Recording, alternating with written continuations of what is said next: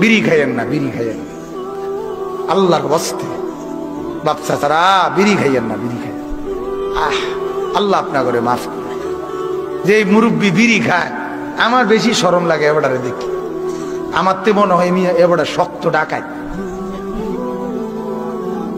শক্ত ডাকাইতে বেড়া এ বুড়া যে বেটা বিড়ি খায় এবারে কলজা ফাত্তর শক্ত। এবারে কত হলো আর 200 বছর বাইশ মরতাম না।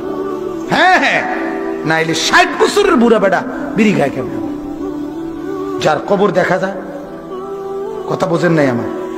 আপনি তওবা করবেন কখন? আপনি নিজেকে পাক বানাবেন কখন বলেন? আপনি যার কবর দেখা যায়,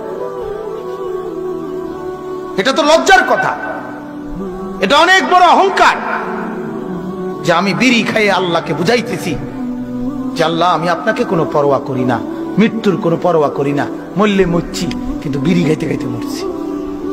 ছি ছি ছি, এটা লজ্জার কথা কিনা বলেন না কেন? এই জন্য যত বয়স হয়ে গেছে আলহামদুলিল্লাহ, সবাই অনুরোধ, আমার দায়িত্ব এটা, আমি সবসময় বলি, মাদেরকে বলা আমার দায়িত্ব, ছেলেদেরকে বলা আমার দায়িত্ব, বাপ চাচাদেরকে বলা আমার দায়িত্ব, নাহলে কে বলবে? আমার বয়স কম হইতে পারে কিন্তু একজন কোরআন সুন্নাহ 2-4 অক্ষর জানার সূত্রে আমরা বলা দায়িত্ব না আমাদের? কথা বলেন না কেন? নাহলে মুরব্বিও তো বলবে একদিন হাসরের ময়দানে, মাওলা আমরা তো গেছিলাম হুজুরদের মাহফিল, ওরা তো আমাদেরকে আলাদা বলে নাই।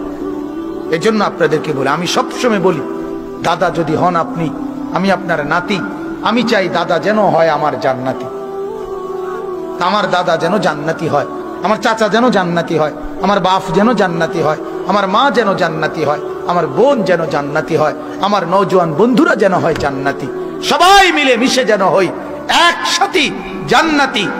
সেই জন্য গুনাহ ছাড়তে হবে।